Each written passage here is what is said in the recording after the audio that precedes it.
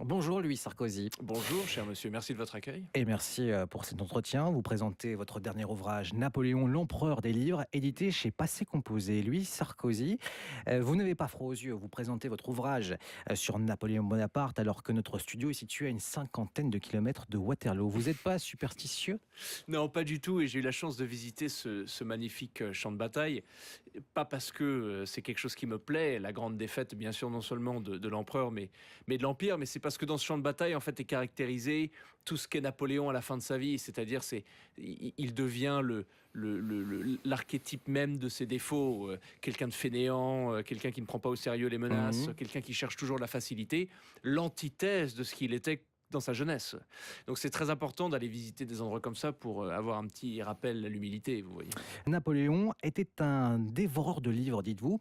Quels sont les livres qui l'ont marqué, voire changé peut-être? Alors, ça dépend à quelle période de sa vie. D'ailleurs, quand on parle aux Napoléoniens, aux historiens napoléoniens, ils Oui. disent toujours la même chose. Il y a plusieurs Napoléons différents. Et chez lui, c'est vrai chez tout le monde déjà, on n'est pas un jeu absolument parfait à travers notre histoire, à travers notre vie. On change profondément et lui le premier.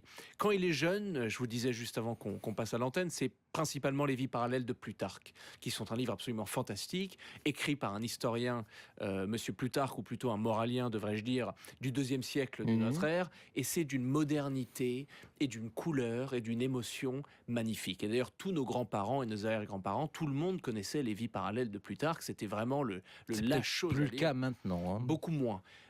Mais ça, il revient sur les listes des best-sellers tous les 5 ou 6 ans. C'est pas un texte oublié. Bonaparte, on lisait certains qui sont aujourd'hui complètement oubliés. Les vies parallèles n'en sont pas un. Et c'est ces mini-biographies de grandes personnalités du monde antique. Plutarque en fait sur Jules César et sur Alexandre le Grand, deux personnages qui vont profondément influencer l'empereur. Quand il devient un peu plus vieux, c'est Jean-Jacques Rousseau que Napoléon aime. Il le copie même. Il écrit des textes qui sont rousseauistes, qui sont bucoliques, qui sont vraiment inspirés du travail de Rousseau. Et puis il change et il divorce intellectuellement complètement avec Jean-Jacques Rousseau. Il tombe dans Corneille, le grand écrivain et le créateur d'œuvres de pièces de théâtre français.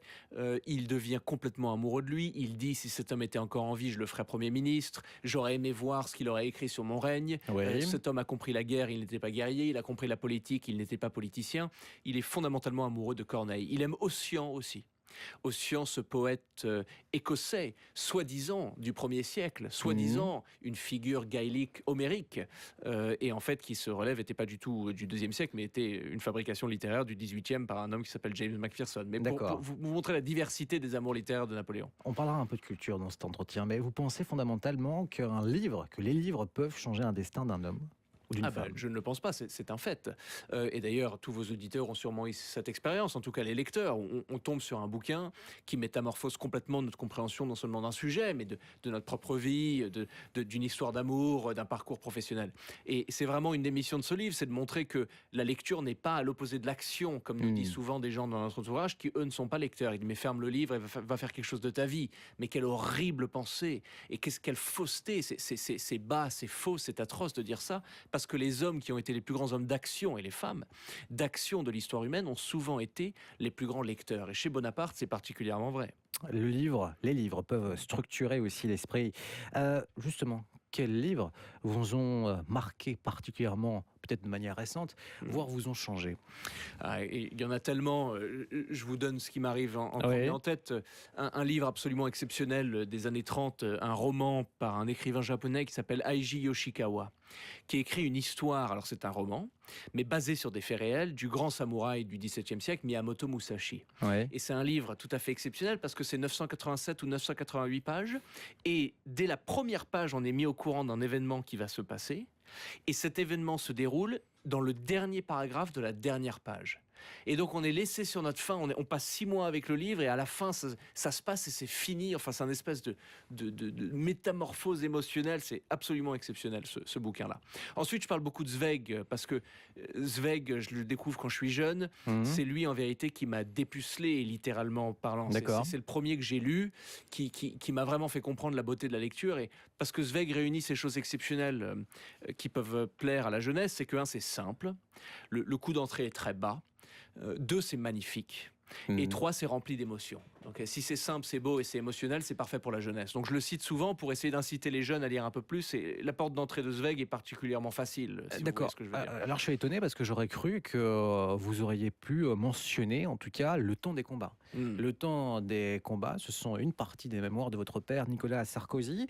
Est-ce que ça vous a pas donné envie, ce type de livre, d'avoir un parcours peut-être similaire, pas le même, mais similaire, et de vous lancer peut-être en politique? Non, parce que, alors déjà, avec Napoléon, c'est compliqué. Si on se compare avec mon père, encore mieux, parce que les hommes, les deux, sont tellement précoces et ont une carrière tellement impressionnante qu'il faut surtout pas, pour sa propre santé mentale, essayer de se comparer Vous à n'avez pas de ce plan de genre-là. carrière, alors?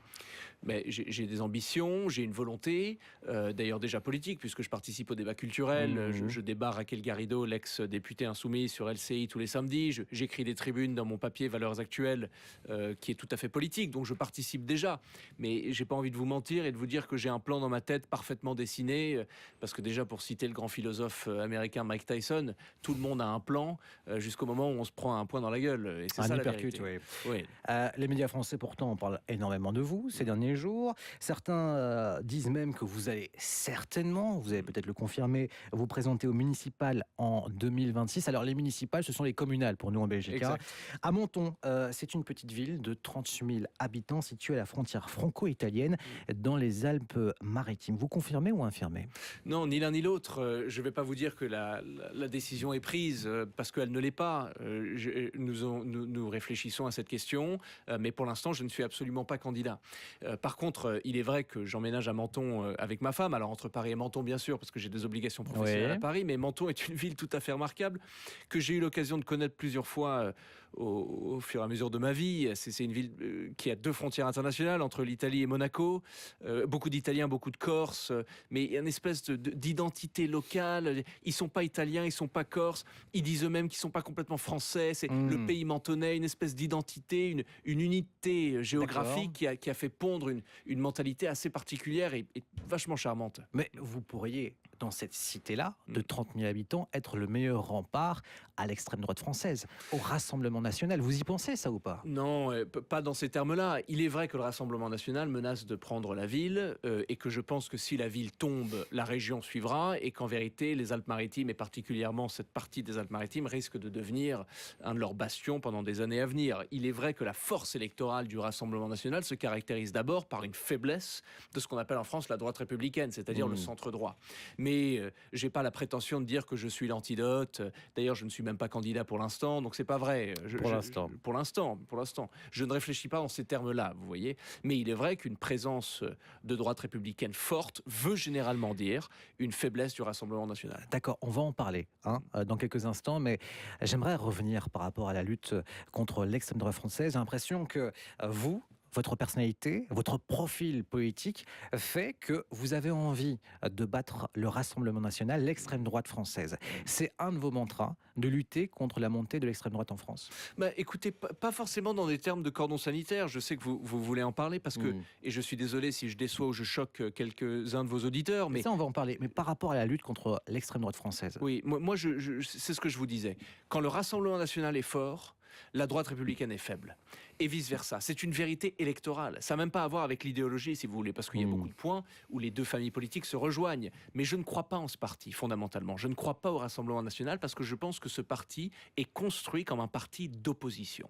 Le problème d'un parti d'opposition, c'est qu'il bénéficie d'un vote ras-le-bol. Le vote des électeurs qui en ont marre du système et qui veulent changer quelque chose. Ce qui est très bien quand on est dans l'opposition. Mais dès qu'on gagne une élection présidentielle, par exemple, et que les institutions font tout pour nous modérer, que le pouvoir lui-même modère, comme Madame Mélanie et d'ailleurs M. Trump dans son premier mandat l'ont appris, et ben on se rend compte que le vote ras-le-bol peut fondre très rapidement.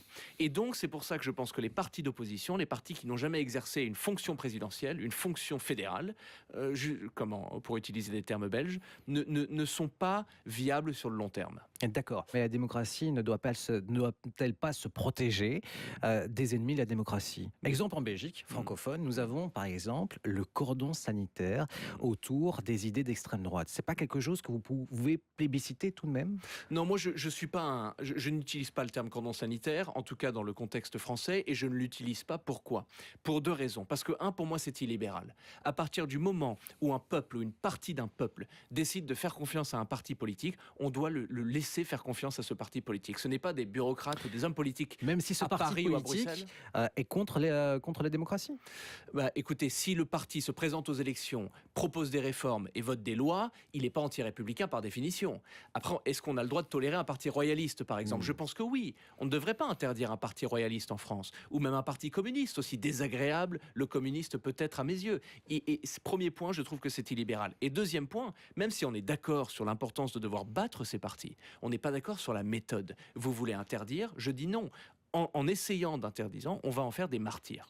On va en faire des martyrs et on va redoubler leur force. Il faut battre ces gens et ces partis dans les urnes avec un potentiel électoral, avec un vote électoral. Sinon, on risque d'en faire des victimes et Dieu sait qu'en démocratie, on a particulièrement le problème de redonner de la force à ces partis martyrs. Au contraire, laissez-leur exposer leur idée, laissez-leur se présenter aux élections et une fois leur défaite juste et totale, leur faiblesse viendra. Louis Sarkozy, concernant ce cordon sanitaire en Belgique francophone, il ne vaut que pour l'audiovisuel et que pour les émissions, par exemple, en direct.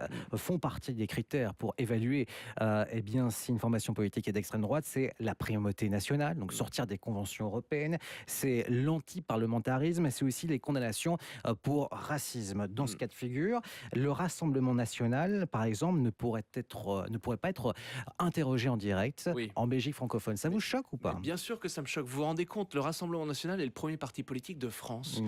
Aux dernières élections législatives, plus de 12 millions d'électeurs.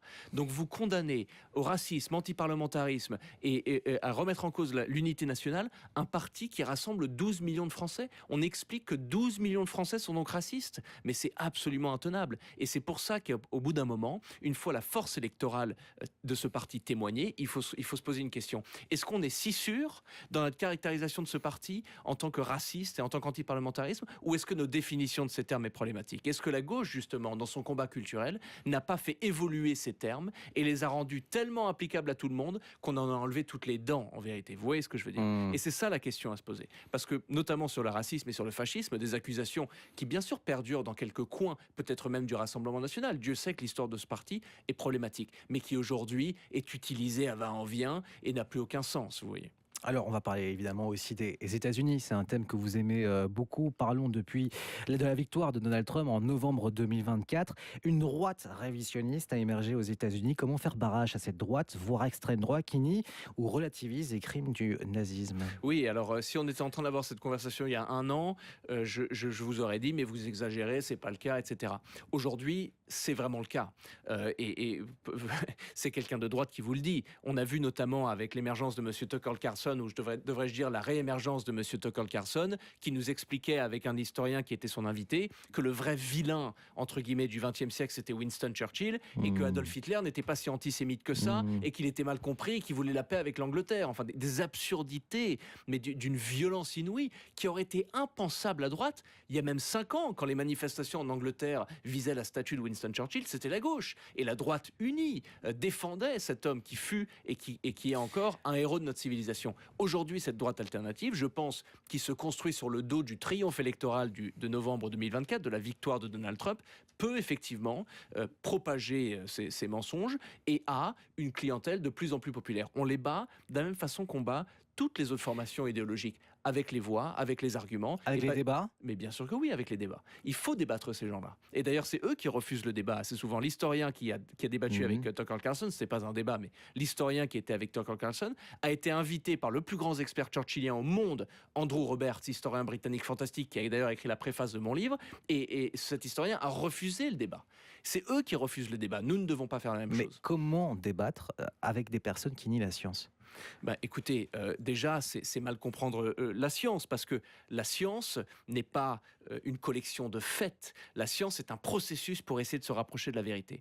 Tous les scientifiques au monde travaillent... Non, pas forcément, parce que l'histoire, c'est la même chose. D'ailleurs, on critique souvent le révisionnisme à juste titre, mais tous les historiens, enfin n'importe qui se promène dans une conférence historique ou une conférence de biologie évolutionnaire se rend compte que le consensus n'est atteint qu'après des années, des décennies, peut-être même des siècles de débats. Et ce qui est important, c'est pas l'orthodoxie ou la doxa. Ce qui est important, c'est la qualité des arguments. Et c'est uniquement après qu'une proposition, une théorie, une hypothèse a résisté à des siècles de critiques et de contre-arguments qu'elle peut se rapprocher d'une vérité historique ou scientifique. C'est comme ça qu'on arrive à la vérité. C'est pas du tout en interdisant les autres opinions problématiques. C'est justement en ouvrant le marché des idées, en tolérant le débat, même avec les opinions problématiques, et en essayant de faire une espèce d'évolution naturelle jusqu'à ce que les meilleures idées survivent et les mauvaises s'éteignent. Vous soutenez toujours Donald Trump ? Beaucoup moins maintenant. J'étais assez ravi de son élection en novembre 2024 pour plusieurs raisons. Je suis ravi d'en parler. D'ailleurs, moi, je tiens à vous dire que la raison pourquoi je vous dis ça aujourd'hui, et je n'ai aucune gêne, c'est parce que je pense que la politique de l'équipe est un scandale. Il faut être libre. Sur certaines choses, j'aime Donald Trump, et je le dis. Sur d'autres choses, j'aime beaucoup moins, et je le dis aussi. On ne peut pas du tout avoir peur ou se raccrocher à ce que dit sa famille politique ou son clan, parce que là, sinon, on se noie. Il faut pouvoir penser par soi-même. J'étais ravi de son élection en 2024. Il m'a relativement complètement perdu. À cause des tarifs douaniers, à cause des bavures judiciaires, même si le sujet d'immigration est compliqué parce que relativement c'est une victoire, mais il y a 2-3 choses inacceptables, à cause de la vulgarité de son attaque contre certaines des institutions qui sont cruciales aux États-Unis, à cause du fait qu'il a détruit la droite canadienne en 3 mois, elle qui avait 30 points d'avance et qui aujourd'hui est réduite à 2 points. Il y a beaucoup de choses qui laissent à penser que cet homme est peut-être une menace pour la droite internationale. Lui, Sarkozy, parlons de votre pays. Bon, j'imagine que vous avez regardé Emmanuel Macron, votre président, dans les médias, sur TF1, lors d'un entretien de 3 heures. Vous l'avez trouvé bon, le président ? J'ai trouvé que l'exercice était problématique. Pourquoi ? Parce que la contrainte du temps a fait que tous les sujets étaient cruciaux, mais comme on se dévouait à aucun sujet, on a dû planer au-dessus de beaucoup des questions-là. Premier point. Et deuxième point, je l'ai trouvé, lui, pas mauvais du tout. D'ailleurs, il n'est pas mauvais, il connaît parfaitement les dossiers, il argumente assez bien, mais l'exercice était voué à l'échec pour une raison simple, c'était que c'était une tentative de justification d'une œuvre politique qui a tellement déçu beaucoup de Français que quoi qu'ils disent, il ne pouvait pas s'en sortir. À part s'il annonçait 2 ou 3 grands projets ou 2 ou 3 grands référendums. Là, je pense que ça aurait été une solution. Il y a quand même une volonté. Ça n'a pas été le cas. Ça n'a pas été le cas. Et j'ai trouvé la fonction présidentielle beaucoup affaiblie à la fin de ce débat parce que l'hostilité des intervenants qui est complètement compréhensible. Mais on se demandait pourquoi ces conseillers l'ont laissé faire ça. Vous voyez ce que je veux dire ? Laisser bafouer le spectre présidentiel. C'est compréhensible encore une fois. Et je me rejoins avec beaucoup des intervenants. Mais quand même, il ne fallait pas se soumettre à un tel exercice quand on connaissait, quand on reconnaissait l'hostilité que les intervenants allaient manifester. Alors, pour vous, Emmanuel Macron a commis la plus grave faute politique de l'histoire de la Ve République ? Non, je n'irai pas jusque-là. Je parle de la dissolution. Hein. Ah oui, la dissolution fut une erreur catastrophique. La plus grave ou pas ? Non, je n'irai pas jusque-là. Et d'ailleurs, le terme qui n'existe pas vraiment en français, mais qu'en anglais est très utile, unprecedented, sans précédent, est un terme insupportable. Parce que généralement, quand quelqu'un l'emploie, il admet qu'il ait une connaissance approximative de l'histoire du monde, parce que quasiment rien n'est sans précédent. Il suffit d'ouvrir un livre d'histoire pour se rendre compte. Et la Ve République en témoigne parfaitement. La dissolution fut une catastrophe parce qu'il dit vouloir redonner la parole au peuple qui venait de la prendre à travers les européennes. Et je pense qu'il surestime les chances de son camp et par cela nous coince ou fait naître dans l'Assemblée 3 blocs qui rendent la chose complètement ingouvernable parce que, comme vous le savez, en France, on a besoin d'une majorité quasiment absolue pour pouvoir gouverner. Et dans les troubles qui sont les nôtres, sociaux, économiques, fiscaux, politiques, même communautaires, il fallait au moins finir ce mandat sur un cap, qu'on soit d'accord ou pas. Il fallait que le pays ait une direction. Il fallait que les gens sachent qu'on va quelque part, même s'ils ne sont pas d'accord avec la direction. Or, maintenant, on va nulle part. Et c'est ça le vrai danger en France. La France, c'est 14 régiments de siècle. C'est pas une blague quand ça va mal chez nous. C'est vraiment pas une blague. Ça peut exploser très très vite. On l'a vu avec les Gilets jaunes. Hein. Notamment dans une année où apparemment tout allait bien. Sur une obscure histoire de taxes, personne n'avait prédit ça. Et la chose explose d'une violence. Voilà ce dont quoi la France est capable. Donc il faut absolument pas sous-estimer ces dangers-là, et je pense que la dissolution nous rapproche un peu plus d'un tel drame. Quel cap vous avez donné à votre vie dans 2 ans ?